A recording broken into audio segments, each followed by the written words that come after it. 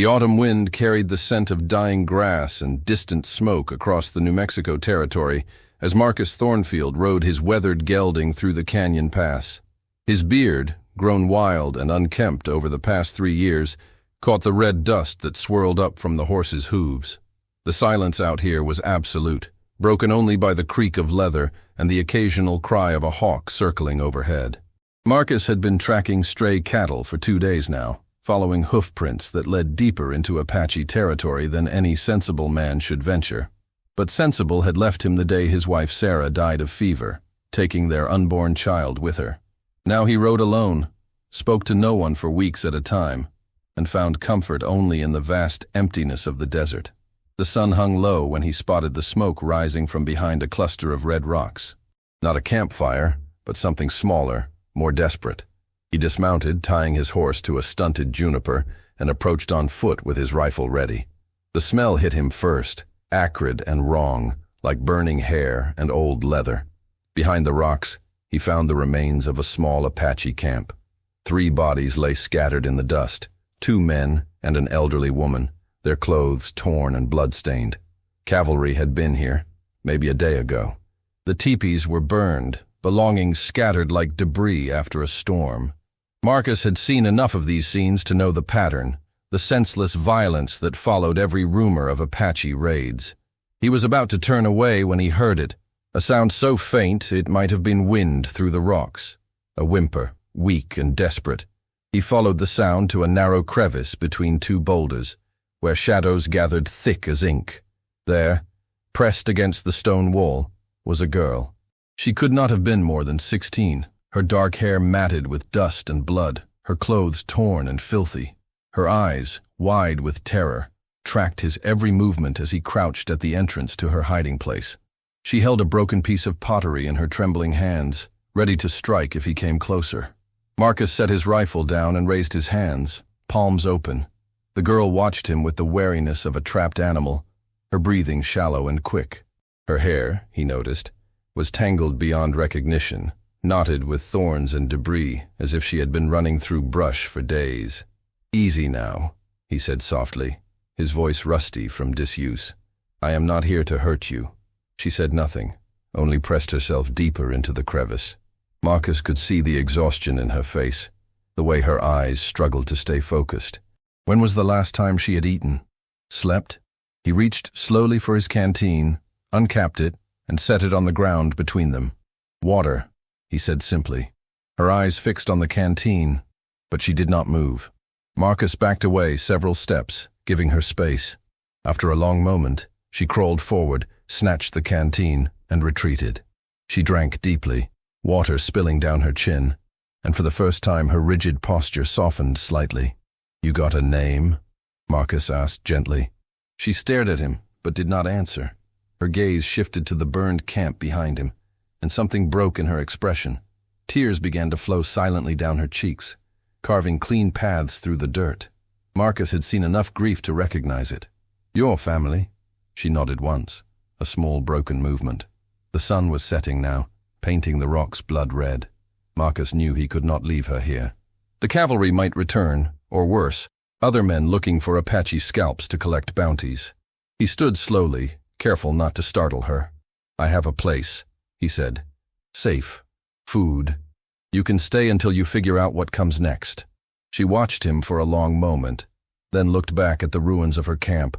When she finally emerged from the crevice, she moved like someone walking through a dream. She was small, barely reaching his chest, and thin from hunger. Her dress, once beautifully beaded, was now torn and stained. Marcus helped her onto his horse, noting how she flinched at his touch. She rode behind him in silence as they made their way back through the canyon, her small hands gripping his coat for balance. The desert stretched endlessly around them, painted in shades of gold and purple by the dying light. His ranch house sat in a valley surrounded by mesas, a simple structure of adobe and wood that he had built with his own hands during the early days of his marriage. The barn stood nearby, weathered but solid, and a windmill turned lazily in the evening breeze. It was not much, but it was home. Inside, the house felt too quiet, too empty. Marcus had not bothered to light the lamps since Sarah died, preferring to eat his meals in darkness. Now he moved through the rooms, striking matches and bringing warmth to the space. The girl stood by the door, watching him with those same wary eyes. "You can take the bed," he said, nodding toward the bedroom. "I will sleep on the floor." She shook her head quickly, backing toward the wall. "All right then." The couch. She moved to the far corner of the main room instead, sinking down onto the wooden floor with her back against the wall. Marcus understood.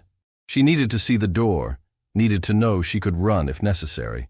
He heated beans and cornbread on the stove, the familiar motions helping to calm his nerves. When he set the plate before her, she ate hungrily, using her hands to scoop the food. She had not spoken a word since he found her, but her eyes followed his every movement. That night, Marcus lay on his bedroll by the fireplace, listening to her quiet breathing from across the room. She did not sleep, he could tell. Every few minutes he heard her shift position, always alert, always ready. He stared at the ceiling and wondered what he had gotten himself into. The next morning he woke to find her exactly where he had left her, still awake, still watching. Dark circles shadowed her eyes, and her hands shook slightly from exhaustion. Marcus made coffee and oatmeal, setting her portion on the floor beside her. She ate mechanically, as if food was fuel rather than pleasure. "You need to sleep," he said gently. She looked at him with those enormous dark eyes, but said nothing. Marcus noticed her hair again, the way it hung in impossible tangles around her face and shoulders. Some of the knots were so tight, they must have been painful. "When did you last brush your hair?" he asked. For the first time, something flickered in her expression. Sadness, perhaps, or longing. She reached up to touch the matted mass, then let her hand drop as if the effort was too much. Marcus disappeared into the bedroom and returned with Sarah's hairbrush, a simple wooden thing with soft bristles. The girl's eyes widened when she saw it, and she shrank back against the wall. "It belonged to my wife," he said quietly. "She would have wanted someone to use it." He set the brush on the floor between them and went about his morning chores, giving her time to decide. When he returned an hour later, the brush was gone. She had moved to sit by the window, the brush clutched in her lap, but her hair remained unchanged. The days passed in a strange rhythm.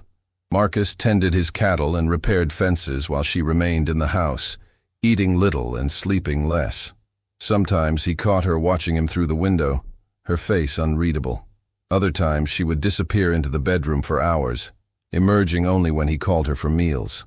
It was on the fourth day that he heard it, a sound that made him freeze in the middle of chopping wood. Singing, soft and low, in a language he did not recognize, but beautiful nonetheless. He followed the sound to the bedroom door, which stood slightly ajar. Through the gap, he could see her sitting on the floor before Sarah's mirror, the brush in her hands. She had managed to work through some of the smaller tangles, but the larger ones remained. Tears streamed down her face as she sang, her voice breaking on certain words. Marcus pushed the door open gently. She looked up, startled, and the singing stopped. "Let me help," he said simply. She stared at him for a long moment, then slowly extended the brush. Marcus sat behind her on the floor, careful to keep his movements slow and unthreatening. Her hair was worse than he had imagined, matted with blood and debris, some sections so tangled they seemed impossible to save. "This might hurt," he warned. She nodded, bracing herself. Marcus began at the ends, working his way up inch by inch. Some knots came free easily, others required patience and gentle persistence. The girl sat perfectly still, though he could see her hands clenched in her lap. "My wife had long hair too," he said quietly, more to fill the silence than because he expected a response. "She used to sit right here every morning, brushing it until it shone like black silk." The girl's breathing hitched slightly, but she said nothing. "She would have liked you," Marcus continued, working through a particularly stubborn tangle. "She always said hair was sacred, that it held memories and dreams." As he worked, pieces of her story began to emerge from the debris caught in her hair. A small blue bead, carefully preserved, a fragment of sage, dried and crumbling, a thin leather cord that might once have held a pendant. Each item told of a life before the violence, of family and tradition and simple human moments. "What is your name?" he asked again, his voice gentle. For a moment, she said nothing. Then, so quietly he almost missed it, she whispered, Ayana. Ayana, he repeated. That is a beautiful name. She turned slightly, looking at him over her shoulder. It means eternal blossom. Her voice was soft, musical, with only a slight accent. Marcus smiled, the first real smile he had felt in months. Your family gave you a perfect name. Something in her expression crumbled, and she began to cry again. But this time, she did not turn away. Marcus continued brushing her hair, his movements gentle and rhythmic, while she wept for everything she had lost. It took 3 hours to work through all the tangles. When he finally finished, her hair fell in waves past her shoulders, revealing its true color. Not black as he had thought, but deep brown with hints of red that caught the light. She looked younger now, more fragile but also somehow stronger. Beautiful, Marcus said, and meant it. Ayana reached up to touch her hair, running her fingers through the smooth strands as if she could not believe they were real. She turned to face him, and for the first time since he found her, she smiled. The weeks that followed brought a gradual thaw. Ayana began to speak more, sharing fragments of her life before the attack. She had been the daughter of a minor chief, promised in marriage to a young warrior from a neighboring band. Her mother had taught her to weave and cook, her father to read the signs in nature. She had been learning the sacred songs, the ones that connected her people to the earth and sky. I was to be married in the spring, she told him one evening as they sat by the fire. His name was Takoda. He was kind, with gentle hands, and a laugh that made children follow him everywhere. Marcus listened without judgment, understanding that she needed to speak these memories aloud, to make them real again. In return, he told her about Sarah, about the life they had planned before fever took her. It was the first time he had spoken his wife's name in 2 years. She would have been a wonderful mother, he said, staring into the flames. She had already chosen names, picked out fabric for baby clothes. Sometimes I still hear her humming lullabies in the next room. Ayana reached across the space between them and touched his hand. She is still with you, she said. In your heart, in your dreams. Death cannot take that away. As autumn deepened into winter, they fell into a comfortable routine. Marcus worked the land while Ayana tended the house, preparing meals and mending clothes with an efficiency that spoke of years of practice. She had a gift for making something beautiful from nothing, weaving grass into baskets and turning scraps of fabric into intricate patterns. But it was the small moments that bound them together. The way she would hum while working, filling the house with music for the first time in years. How she would save him the last biscuit from dinner, always pushing it toward his plate with a shy smile. The careful way she mended his clothes, her stitches so neat they were almost invisible. And Marcus found himself changing too. He began to take more care with his appearance, washing regularly and trimming his beard. He started talking to her while he worked, sharing stories of his childhood in Tennessee, his dreams of building something lasting in this harsh land. For the first time since Sarah's death, he looked forward to coming home. It was during a December snowstorm that everything shifted. Marcus had been checking on the cattle when the blizzard hit, and by the time he made it back to the house, he was half frozen and barely conscious. Ayana pulled him inside, stripped off his wet clothes, and wrapped him in blankets by the fire. You could have died, she said, her voice shaking as she rubbed warmth back into his hands. I am fine, he protested, but she was having none of it. You are not fine. You are foolish and stubborn and… She stopped, realizing what she was saying. I cannot lose you, too. The words hung in the air between them, heavy with implication. Marcus looked up at her, seeing the fear in her eyes, the way her hands trembled as she tended to him. When had she stopped being just a refugee he was helping?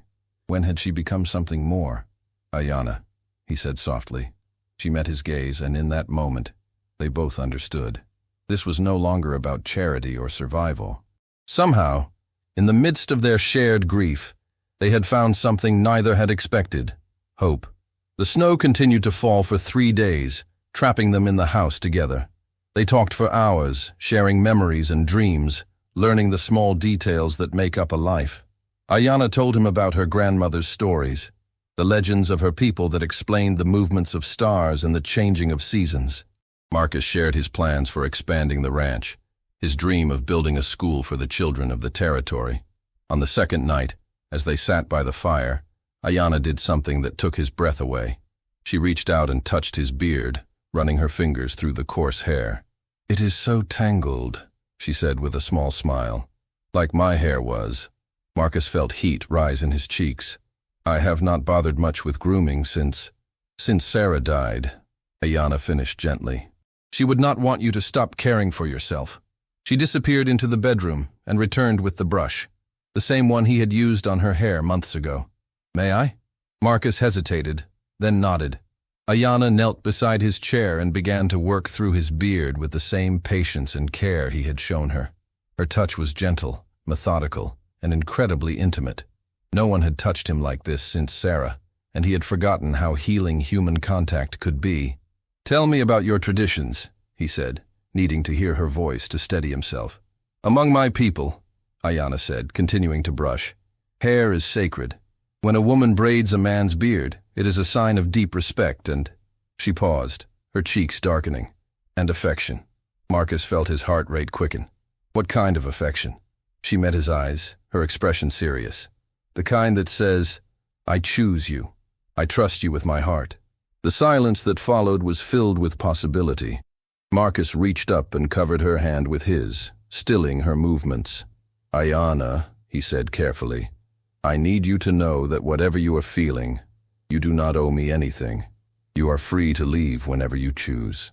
She studied his face for a long moment. "What if I do not want to leave? What if I want to stay? Not because I owe you, but because I choose to." "Then I would be the luckiest man in the territory," he said honestly. She smiled then, bright and genuine. "Then let me braid your beard." Her fingers worked with practiced skill, sectioning his beard into 3 parts and weaving them together. The intimacy of the act was almost overwhelming. This was not just grooming, it was a ritual, a declaration, a promise made without words. When she finished, Marcus touched the braid, feeling the careful pattern she had created. "How do I look?" he asked. "Like a man who is loved," she said simply. The words hit him like a physical blow. When had he last felt loved? When had anyone looked at him with the tenderness he saw in Ayanna's eyes? "I love you too," he said, the words spilling out before he could stop them. Ayanna's breath caught. "Even though I am Apache? Even though my people and yours are enemies?" Marcus reached for her hands, holding them gently. "Your people are not my enemies. Some men's fear and hatred do not define who you are or what you mean to me." She leaned forward then, pressing her forehead against his. "I was so afraid," she whispered. "Afraid to feel this, afraid to hope." "Hope is all we have," Marcus said. "Hope and whatever we build together." They sat like that for a long time, foreheads touching, breathing the same air.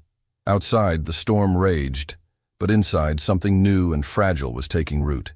The next morning brought clear skies and the difficult conversation they both knew was coming. The territorial government had been cracking down on Apache bands, and there were rumors of a new reservation being established hundreds of miles to the south.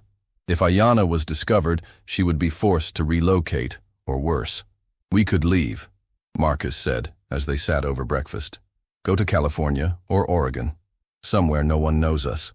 Ayanna shook her head. "This is your home. Your wife is buried here. I will not ask you to abandon everything for me." "You are not asking. I am offering."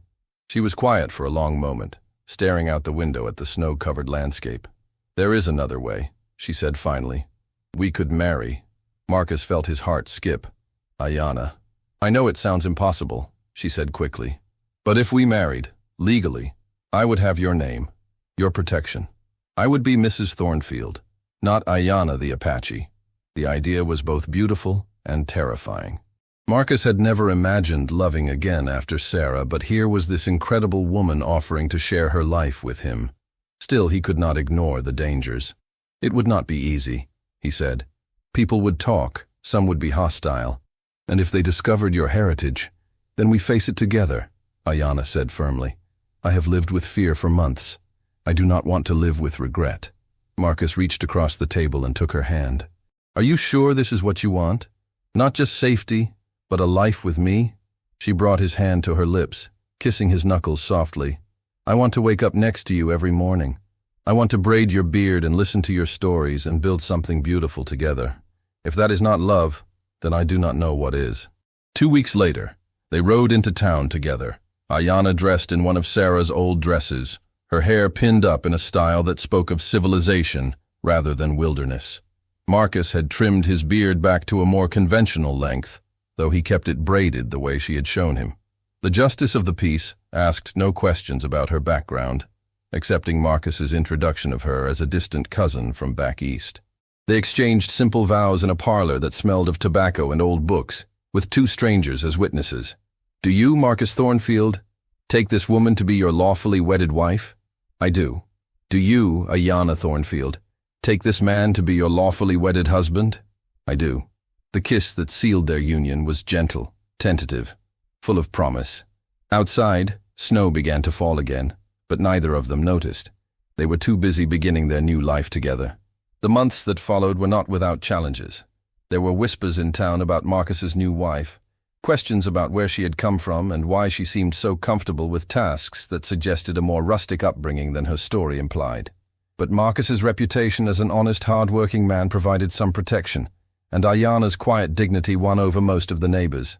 She threw herself into the role of rancher's wife, with the same determination she had shown in survival.